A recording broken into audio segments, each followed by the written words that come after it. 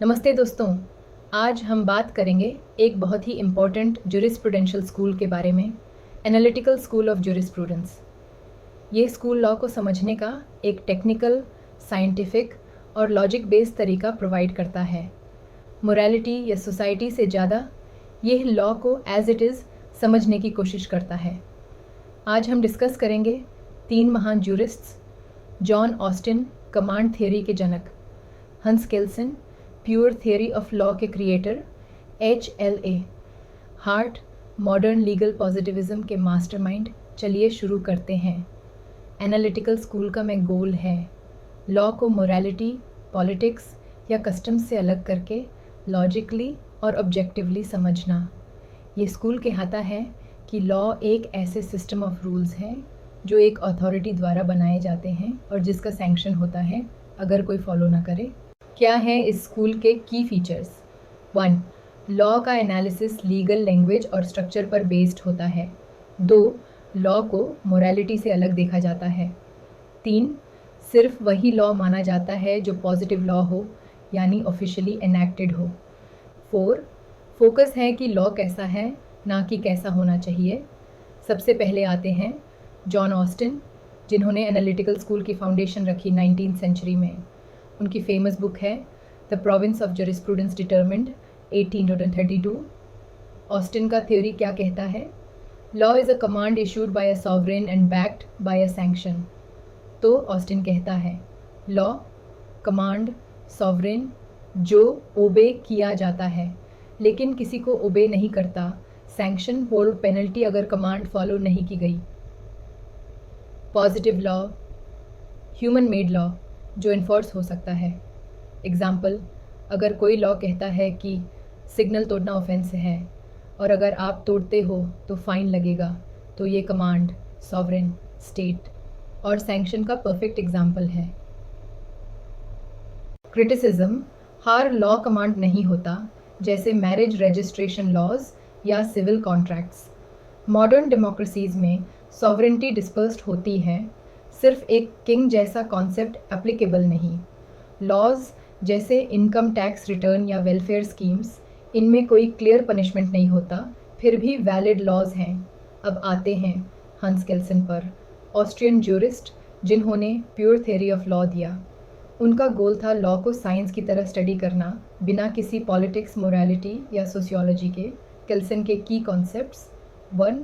Law, hierarchy of norms not commands. 2. Her legal norm किसी higher norm से authority लेता है। 3. सबसे ऊपर होता है एक ग्रुंड नॉर्म, एक अस्यूम्ड फाउंडेशनल रूल जिसके बेस पर पूरा लीगल सिस्टम टिकता है। एग्जाम्पल, कॉन्स्टिट्यूशन वैलिड है और ओबे किया जाएगा, ये ही है इंडिया का ग्रुंड नॉर्म। 4. सैंक्शंस होती हैं लेकिन as a legal consequence, not threats. 5. Law should be value free, कोई मॉरल या सोशल एंगल नहीं। क्रिटिसिज्म, ग्रुंड नॉर्म एक हाइपोथेटिकल आइडिया है, इसकी कोई रियल लाइफ एग्जिस्टेंस नहीं होती। कोर्ट सिस्टम्स और जजेस इंटरप्रिटेशन जैसे रियल इंस्टीट्यूशंस को कंसिडर नहीं करता। लॉ का इंसानी और सोसाइटल एस्पेक्ट इग्नोर करता है। अब आते हैं HLA हार्ट पर, जिन्होंने एनालिटिकल स्कूल को मॉडर्न शेप दिया। उनका क्लासिक बुक है the concept of law 1961। Heart ने ऑस्टिन को क्रिटिसाइज़ किया, सिर्फ कमांड और सैंक्शन से लॉ डिफाइन नहीं हो सकता। लॉ में ड्यूटीज़ भी होती हैं और राइट्स भी। सॉवरेंटी का मतलब अब इंस्टीट्यूशनल अथॉरिटी है, नॉट एक इंसान। हार्ट्स लीगल सिस्टम, हार्ट कहता है कि एक लीगल सिस्टम 2 तरह के रूल्स से बनता है। 1. प्राइमरी रूल्स जो लोगों पर डायरेक्टली अप्लाई होते हैं, e.g. डोंट स्टील, पे टैक्स। 2. सेकेंडरी रूल्स जो बताते हैं कि लॉज बनाए, बदले या इन्फोर्स कैसे किए जाते हैं। इसमें 3 इम्पॉर्टेंट रूल्स होते हैं। Rule of recognition, valid law को पहचानना। रूल ऑफ चेंज, लॉ को मॉडिफाई करने का process.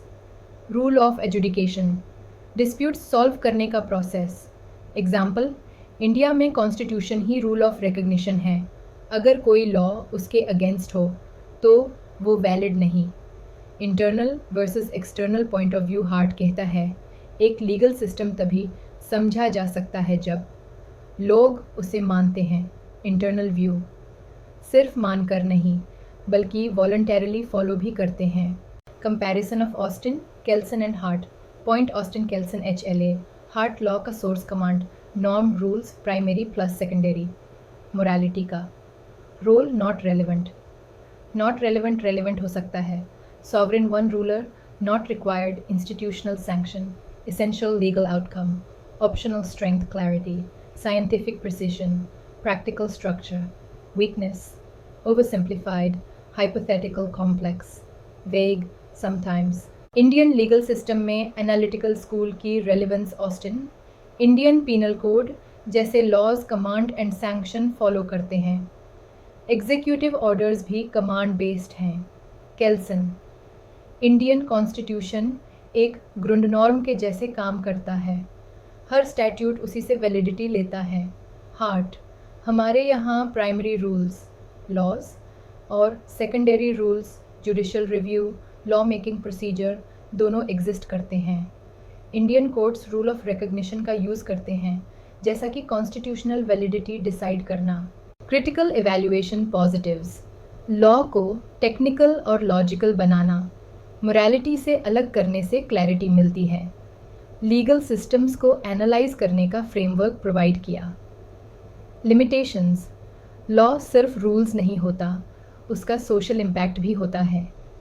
Analytical school equity, justice या राइट्स के इवॉल्विंग नेचर को इग्नोर करता है।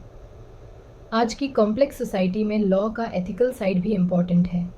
तो दोस्तों, एनालिटिकल स्कूल ने लॉ को एक स्ट्रक्चर और लॉजिक दिया। जॉन ऑस्टिन ने लॉ को कमांड बनाया, केल्सन ने उससे नॉर्म बनाया और हार्ट ने उसे रूल सिस्टम बना दिया। अगर हमें लॉ का टेक्निकल फ्रेमवर्क समझना है तो ये स्कूल फाउंडेशन के जैसे काम करता है, लेकिन रियल वर्ल्ड जस्टिस के लिए हमें मोरालिटी और सोसाइटी को भी इंक्लूड करना पड़ता है, जैसा कि सोशियोलॉजिकल या रियलिस्ट स्कूल्स कहते हैं। अगर आपको ये वीडियो पसंद आई हो तो लाइक करें, सब्सक्राइब करें और कमेंट करके बताएं कि आप अगला टॉपिक कौन सा देखना चाहेंगे। मिलते हैं नेक्स्ट वीडियो में, तब तक के लिए स्टडी स्मार्ट, स्टे लीगल।